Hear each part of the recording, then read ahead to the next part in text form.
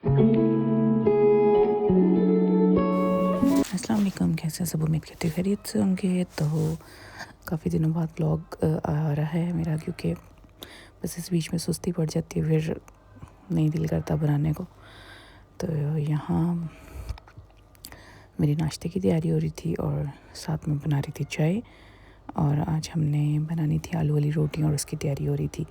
नाश्ता ही लेट हो गया क्योंकि लाइट नहीं आ रही थी और लाइट अभी आई है। चाय भी बन गई थी और नाश्ता भी मेरा रेडी हो गया था। हम बाहर जाते हैं और आराम से नाश्ता करते हैं।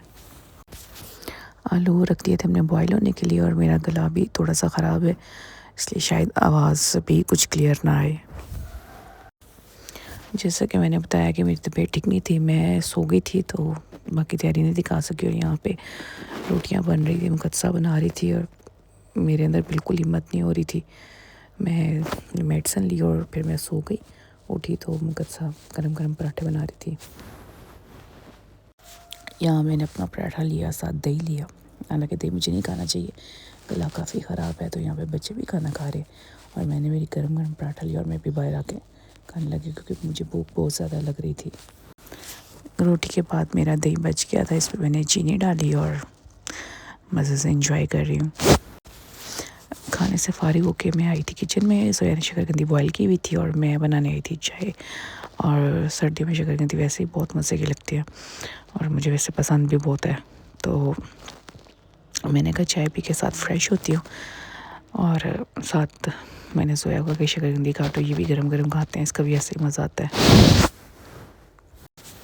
चाय पी के मैं आराम से लेट गई थी। मुझे फिर से सुस्ती पड़ने लग गई थी और सर्दी में तो वैसे भी रज़ाई वगैरह ले के लेटने का बहुत मज़ा आता है, दिल ही नहीं करता उठने का। मैंने रेस्ट करने का सोचा ही था तो फ़िज़ा आ गई और फ़िज़ा को भी वोमिटिंग और बहुत ज़्यादा कफ़ और इस तरह ना उसकी भी तबीयत ख़राब हो रही थी बहुत ज़्यादा। तो यहाँ मैंने मेडिसिन ली। मैंने कहा फ़िज़ा को देती हूँ, ये एसिफाइल ना कफ़ सिरप बहुत अच्छा है। तो मेडिसिन तो ये लेती नहीं है, तो मैंने कहा इसको सिरप देती हूँ।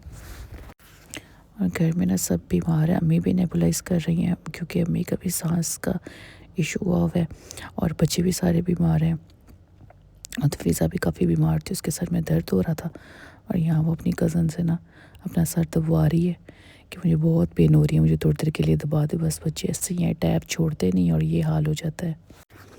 बच्चों के एग्ज़ाम्स ख़त्म हो गए, रूटीन ख़राब हो गई और यहाँ बच्चों को लेट नाइट भूख लग गई थी।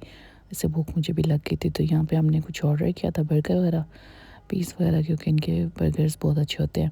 साथ उन्होंने कोल्ड ड्रिंक तो भेजी, लेकिन कोल्ड ड्रिंक बहुत ठंडी थी। सभी जाग रहे थे, सबको भूख लग गई थी। इनको मैं सोने का कह रही थी और ये अपनी मस्ती में लगे थे। मैं कह रही थी इनको टाइम काफ़ी हो गया, अब आप लोग सो जाओ। इनको भी डांट भी पड़ी है, फिर भी इन्हें असर नहीं होता। तो ऑलमोस्ट फजर का टाइम हो गया था। मैंने कहा इनको लिटा के मैं नमाज़ पढ़ती हूँ ताकि मैं भी मेडिसिन लेके आराम से रेस्ट करूँ।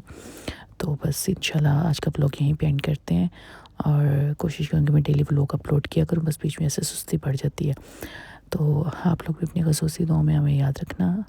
आप भी अपना बहुत सारा ख्याल रखें और हमारे लिए भी खुसूसी दुआ करें कि अल्लाह पाक हम सबको सेहत तंदुरुस्ती वाली ज़िंदगी अता फ़रमाए। सारे बीमार सब ठीक हो जाएं। तो इंशाल्लाह आपके साथ कल मुलाकात होगी नए व्लॉग में। अल्लाह हाफ़िज़।